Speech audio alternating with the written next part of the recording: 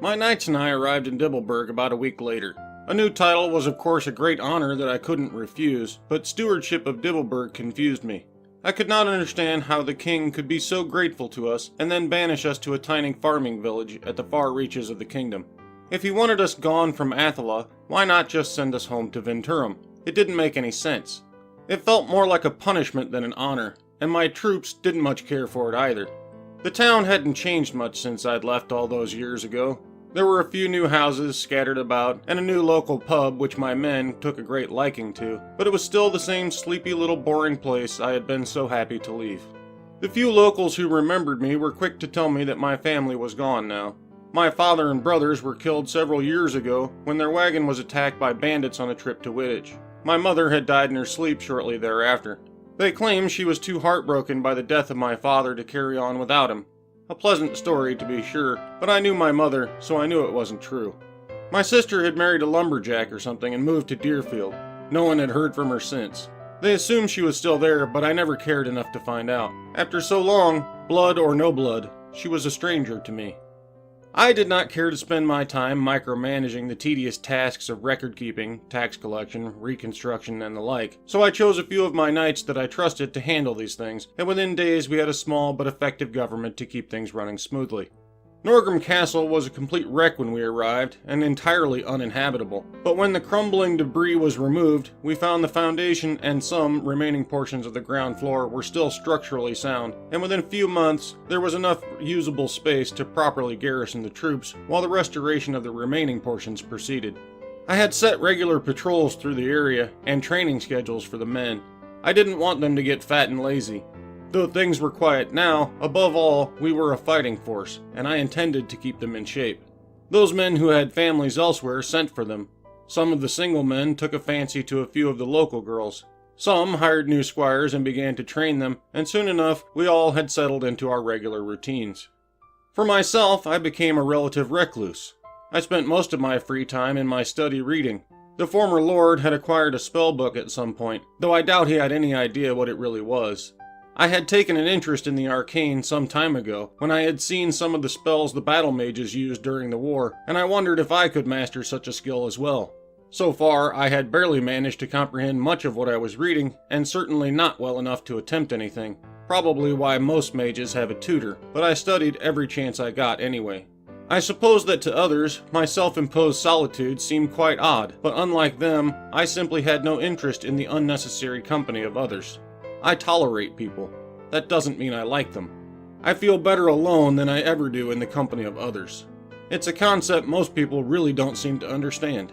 Most people are social animals, energized by the interaction with others, but some of us simply are not.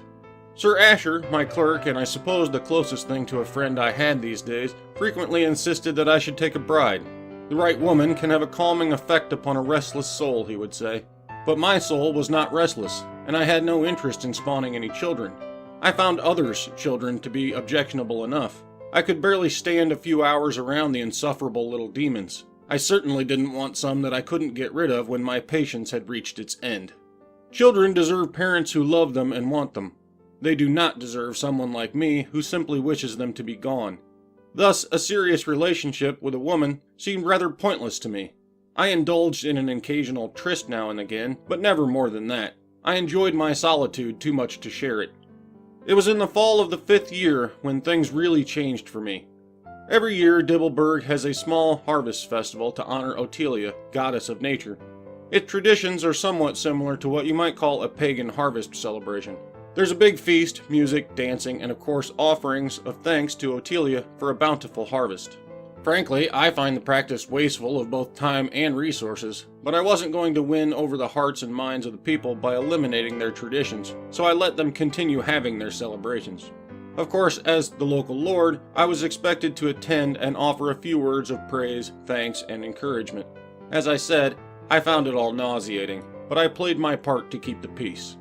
When the feast was over and the offerings were made, the spirits began to flow more freely, and the music and dancing began. As always, I intended to make my escape while they were all bouncing around like giddy children, but apparently, this year my customary intimidating exterior wasn't sufficient to overcome the alcohol-induced bravery of some of the local women who kept insisting that I honor them with a dance. For the record, I would rather cut off my own legs with a dull butter knife than dance, but I figured that might draw even more unwelcomed attention, so I found myself in one dance after another for a great deal of the evening.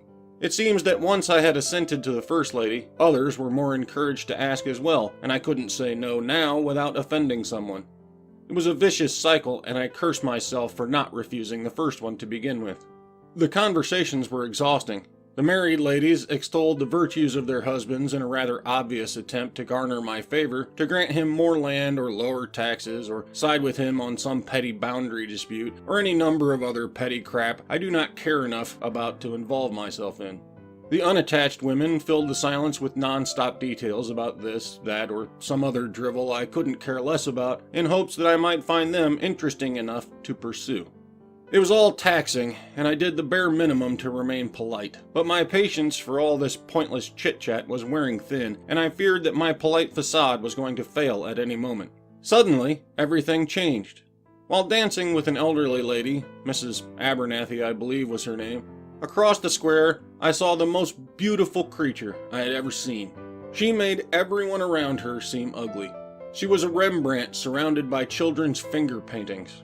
A single perfect rose in a field of weeds.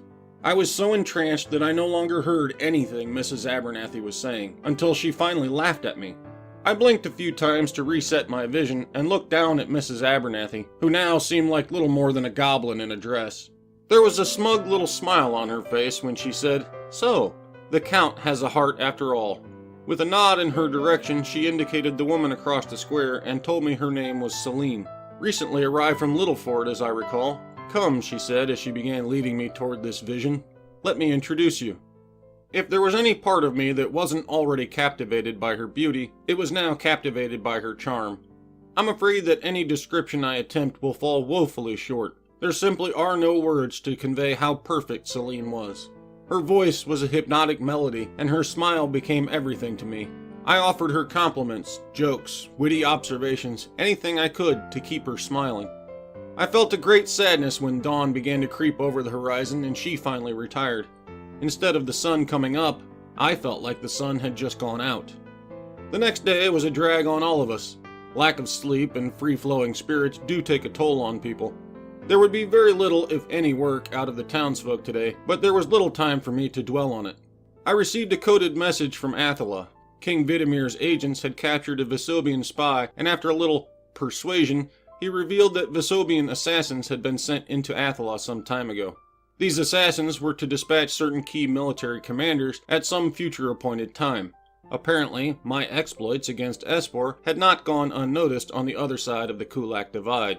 My name was among those to be targeted. Now I understood why King Vidimir had sent us to the western border. Clearly, the previous defeat had not dissuaded Emperor Kosan from invading. It had only delayed him for a while, and he must be preparing for another attempt. King Vidimir must have known, or at least suspected, and was trying to make sure Attila was not surprised a second time.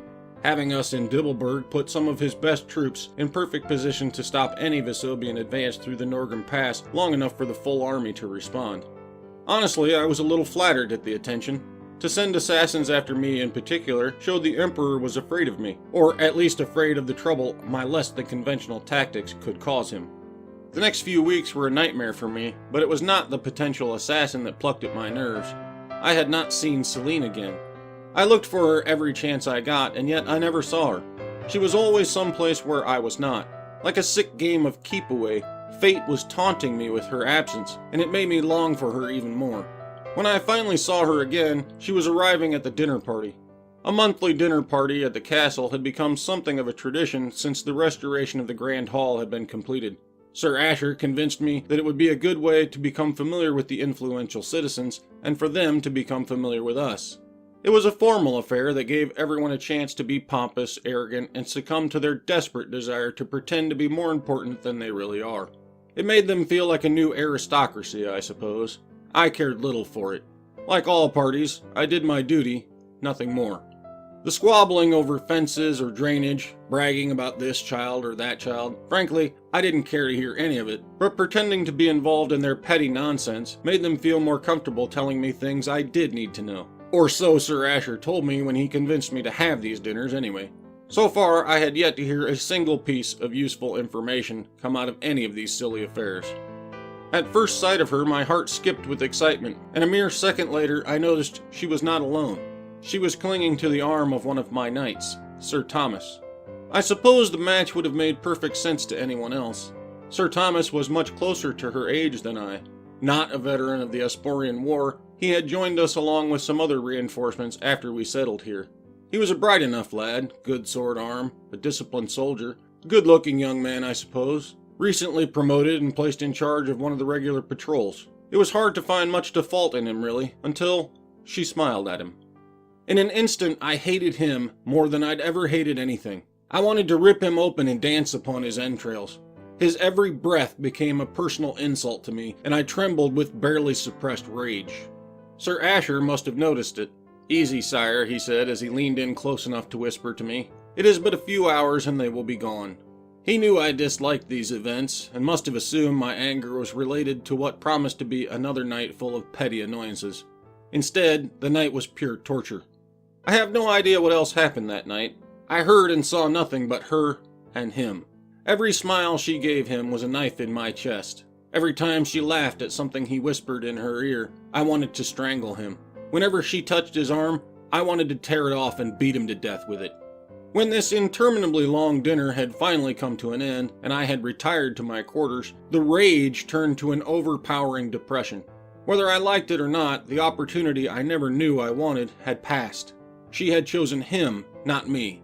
The promise of happiness I had not dared to even consider before I met her had been ripped away like a cruel joke, and as I sank down upon my bed, I now found my accustomed solitude unbearable. Shh.